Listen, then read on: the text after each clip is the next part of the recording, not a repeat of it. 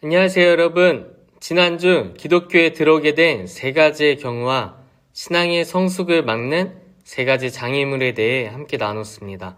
오늘은 두 번째 강의로 소통하시는 하나님에 대해 나누려고 합니다. 소통하시는 하나님. 여러분, 무신론과 유신론에 대해 알고 계신가요? 제가 간단히 말해 보겠습니다.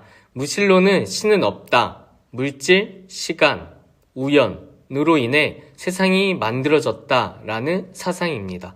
반면에 유신론은 신은 있다, 신으로부터 모든 것이 출발했고 세상이 존재하게 된 것은 우연이 아니라 신의 계획이다라고 봅니다. 우리는 하나님에 대해 나눌 것이니 유신론의 입장으로 보게 되겠죠.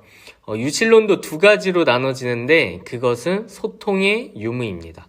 신이 인간과 소통하지 않는 유신론에는 불교, 도교와 같은 동양 철학이 있습니다. 신이 인간과 소통하지 않는다고 생각하기 때문에 궁극적인 진리에 도달하기 위해서는 인간 스스로 수고하고 애쓰면서 진리를 찾아가야 한다고 말합니다. 인간 스스로. 대표적으로 명상, 수련, 고행 등이 있죠. 하지만 이렇게 수련을 한다고 해도 진리에 도달하지 못할 수도 있습니다. 반면에 신이 인간과 소통하는 유신론에는요, 대표적으로 기독교가 있습니다. 하나님께서는 인간이 스스로 진리에 도달할 수 없다는 것을 아시죠? 기독교에서는 인간을 죄인으로 규정하기 때문입니다. 죄인인 인간은 도덕적인 한계가 있고 깨닫는 것에도 한계가 있고 영적인 것에도 한계가 있습니다. 그래서 하나님께서 그런 인간을 내버려 두지 않으시고 먼저 오셔서 소통하심으로 진리에 도달할 수 있는 방법을 알려주시는 것입니다.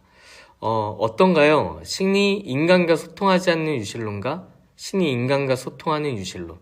즉 기독교는 굉장히 큰 차이가 있습니다. 이처럼 하나님께서 인간과 소통하기 원하신다는 것은 기독교의 가장 중요한 핵심 중에 하나입니다. 하나님께서 처음에 인간을 찾아오신 방법은요, 이스라엘이라는 한 국가를 찾아오신 것이었습니다. 하나님께서 이스라엘의 시조인 아브라함을 부르신 것에서 하나님의 소통이 시작됐죠. 그런데 이 당시 아브라함은 민족이라고 하기에는 너무 적은 수의 가족들밖에 없는 어찌 보면 볼품없는 공동체였습니다.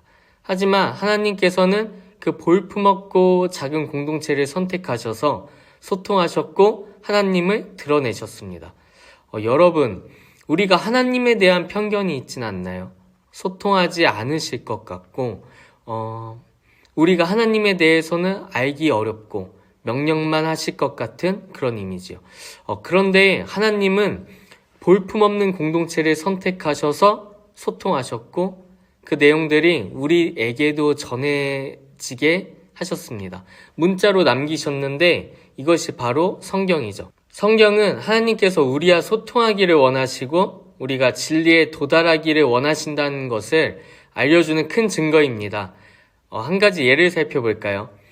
하나님의 뜻을 제대로 알지 못하는 백성들과 어떻게 소통하셨는지, 진리를 어떻게 알려주셨는지, 그 사랑이 얼마나 깊은지 면밀하게 볼 수 있는 부분이 있는데요.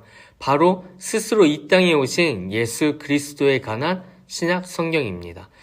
가장 평범한 사람으로 우리 곁에 오셔서 소통하기를 원하셨고 계속해서 진리를 보여주셨고 우리에 대한 사랑을 우리가 느낄 수 있게 해주셨죠. 이래서 우리에게 성경이 진짜 중요합니다. 성경을 읽다 보면 하나님은 이런 분이시구나, 지금 나에게 이것을 알려주고 계시는구나 라고 깨닫게 되면서 내가 갖고 있던 편견들은 하나씩 사라지고 나에게 말씀하시는 그 하나님을 알게 되죠.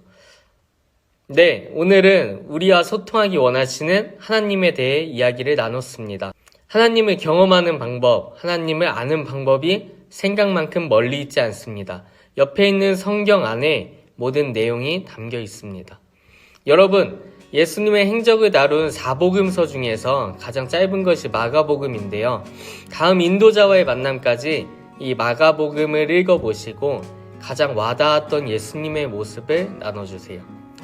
다음 주에 뵙겠습니다. 감사합니다.